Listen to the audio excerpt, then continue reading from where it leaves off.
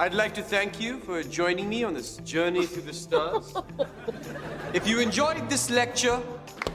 Do I look like I just woke up? No. Great, I'm gonna go say hey to Raj.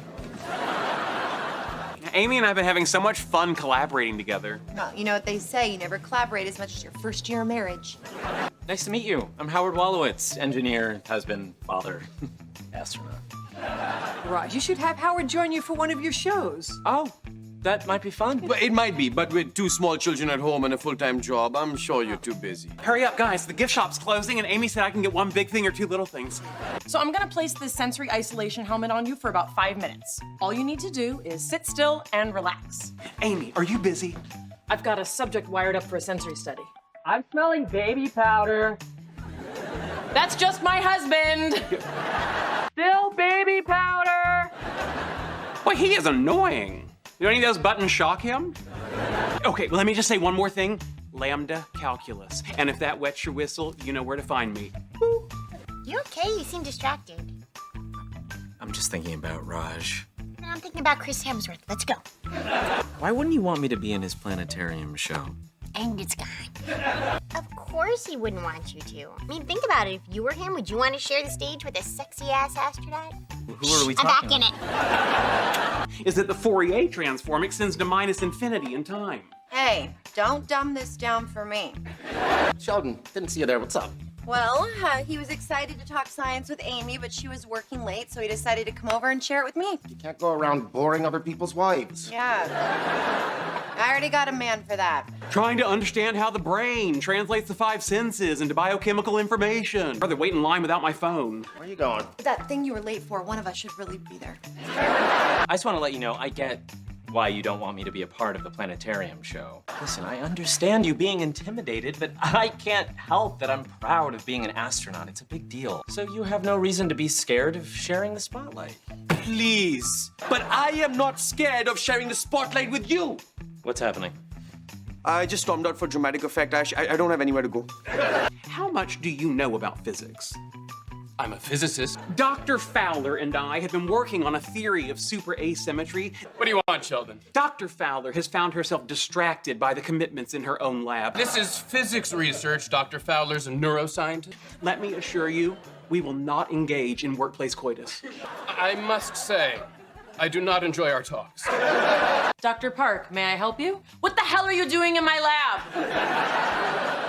I'm sorry, I was reassigned to this project. Not now, Sheldon. I'm dealing with an epic screw-up, and when I find out who's responsible, they're gonna get an earful. President Siebert said you were focusing on some important physics work and I should take over your lab in the interim. You got me removed from my own project? Yeah, and it wasn't easy. Apparently, you're very difficult to replace. Sheldon, you had no right.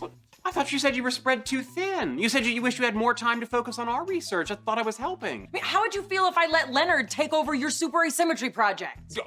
That's funny. If I had a nickel for every time a charity sent me a nickel. If my father's any guide, around 50, I start to lose my hearing and get 2 new jokes. Please, I don't need a reason to bring food to my friends. But you have one, don't you? I folded, and I told Howard he could be a part of my planetarium show. And now I'm worried he's just gonna make the whole thing about himself. All right, Raj, who cares if Howard tries to steal the show, all right? You're great at what you do. Just be the bigger man. Hey, Raj, if I had a nickel for every time a charity sent me a nickel. That's hilarious. Oh, good, we caught you.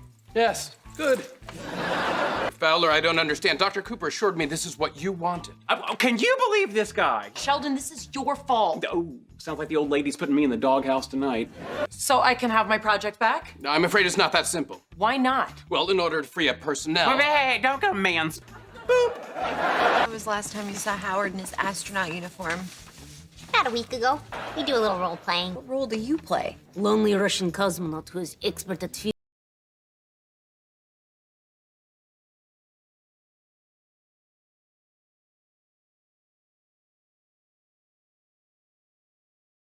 Hello guys, welcome to my channel BM Reviews. Today we are gonna discuss how young Sheldon's new spin-off makes a 16-year The Big Bang Theory trend worse. If you are new to this channel, please make sure you subscribe and hit the bell icon to get instant notification. Georgie and Mandy focused young Sheldon spin-off will exacerbate a 16-year trend on The Big Bang Theory. After Sheldon's adventure in Texas concludes and he transfers to Pasadena, California to begin his postgraduate studies at Caltech, Young Sheldon Season 7 was meant to conclude the Cooper's tale. On the other hand, a new spin-off that will follow Georgie and Mandy as they negotiate marriage and children has been confirmed ahead of its return for its final year. The Big Bang Theory world will remain on the network for the foreseeable future thanks to the unnamed project.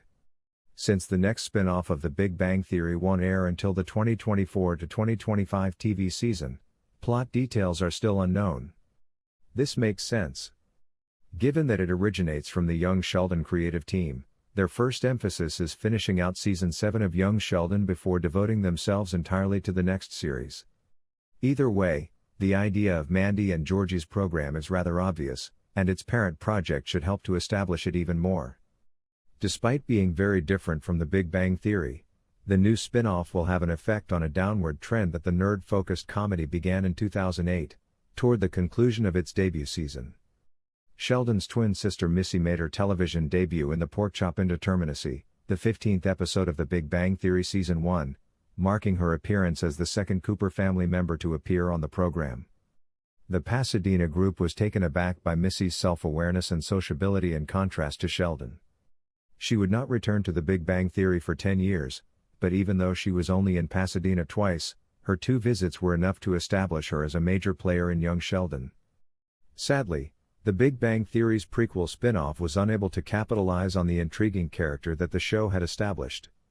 She did have a few cool moments in good episodes, to be sure, but she is still underutilized for her potential.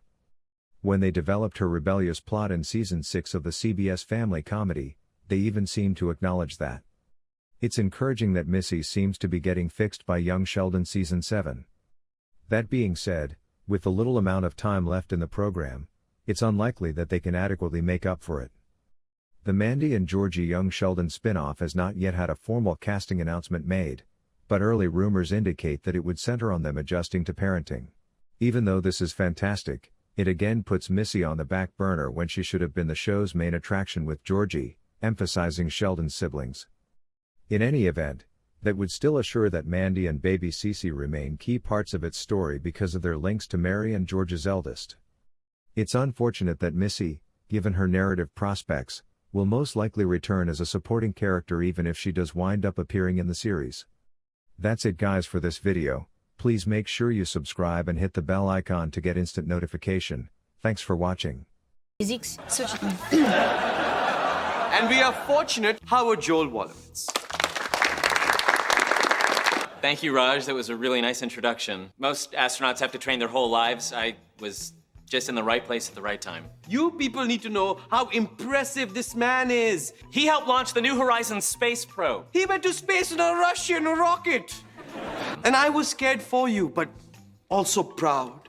You're my best friend and I love you. What's happening? Crying? Usually when you appear to me in my dreams, we're on the planet Dagobah. I'm having a problem in my marriage. I've upset my wife, and I don't know how to make it right. You're just a manifestation of my subconscious. I mean, I'm actually coming to me. Yes, but it sounds wiser from you because you're old and glowing. Rule number 1, don't go to bed. If you don't recognize the shoes under your bed, they're not, before you go, can I ask you a question? Of course. Does this look lean to you? Amy, wake up. Amy. What? What's wrong? We can't go to sleep angry with each other. Amy. Amy. Amy. You cut that out! No, you were being selfish. You're being selfish right now because it's really late and I just want to sleep. But you have to understand how scary this is for me because I don't want to get lost in this relationship. The things that are mine are getting subsumed into the things that are ours. And for using the word subsume, that's one you don't hear enough. What are you doing now? Looking for shoes. Favorite ghost tells you to do something, you do it.